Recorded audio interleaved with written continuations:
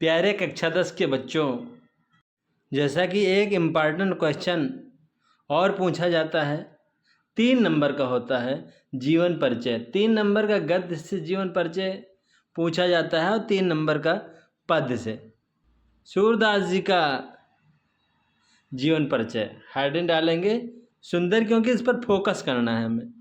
सूरदास का जन्म आगरा से मथुरा जाने वाली सड़क के मध्य स्थित रूनकता नामक ग्राम में सन 1478 ईस्वी में पंडित रामदास जी के घर हुआ था।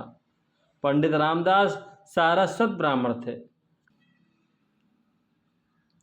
कुछ विद्वान सीही नामक स्थान को सूरदास का जन्म स्थल मानते हैं। सूरदास जन्म से अंधे थे या नहीं, इस संबंध में भी विद्वानों में मतभेद है। सूरदास जी एक बार वल्लभाचार्य जी के दर्शन के लिए मथुरा के गऊ घाट आए और उन्हें स्वरचित एक पद गाकर सुनाया। स्वरचित का अर्थ होता है खुद का लिखा हुआ। वल्लभाचार्य ने तभी उन्हें अपना शिष्य बना लिया। वल्लभाचार्य ने उन्हें श्रीनाथ मंदिर का कीर्तन भार सौंप दिया। तभी से वह मंदिर उनका निवास स्थान बन गया। सूरदास जी विवाहित थे तथा विरक्त होने से पहले वह अपने परिवार के साथ ही रहते थे। वल्लभाचार्य जी के संपर्क में आने से पहले सूरदास जी दीनता के पद गाया करते थे। तब बाद में अपने गुरु के कहने पर कृष्ण लीला का गान करने लगे। सूरदास जी की मृत्यु 1583 ईस्वी, इस पर भी फोकस करना है, इसलिए 1583 मोटे से 1583 ईस्वी में गोवर्धन के पास पारसौली स्थान है, इसलिए ये भी मोटे से पारसौली नामक ग्राम में हुई थी। अब हेडिंग डालेंगे रचनाएं। सूरदास जी ने लगभग 1.25 लाख पदों की रचना की थी, जिनमें से केवल 8 से 10 हजार पद ही प्राप्त हो पाए हैं। काशी नागरी प्रचारणी सभा के पुस्तकालय में ये रचना सुरक्षित है।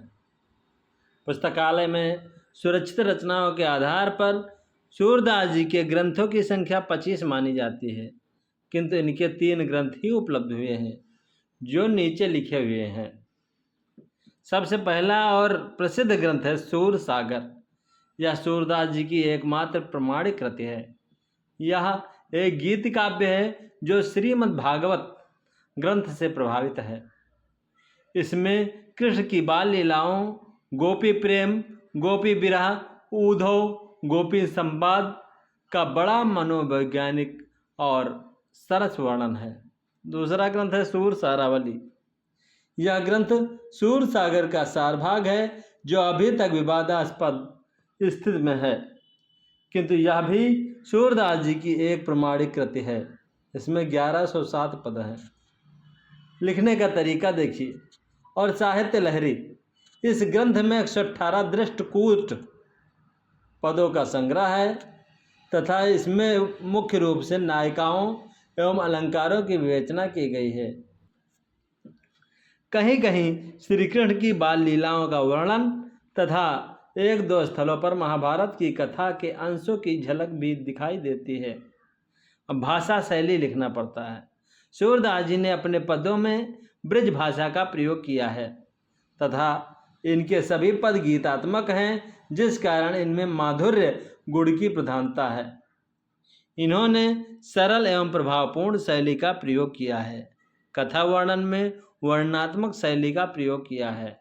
दृष्टकूट पदों में कुछ क्लिष्टता अवश्य आ गई है। अब आखिरी हेडिंग जो पड़ेगी वो हिंदी साहित्य में स्थान।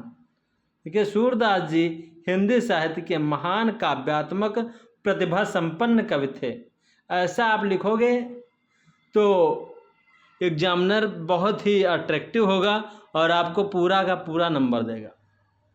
तो इन्होंने श्री कृष्ण की बाल लीलाओं और प्रेम लीलाओं का जो मनोरम चित्रण किया है वह साहित्य में अद्वितीय है।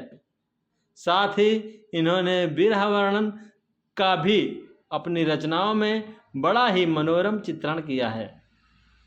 तो उम्मीद है आप लोगों को पसंद आया होगा और आपके एग्ज़ाम में सहायक भी होगा। ऐसा लिख दोगे तो पूरा नंबर मिलेंगे। धन्यवाद।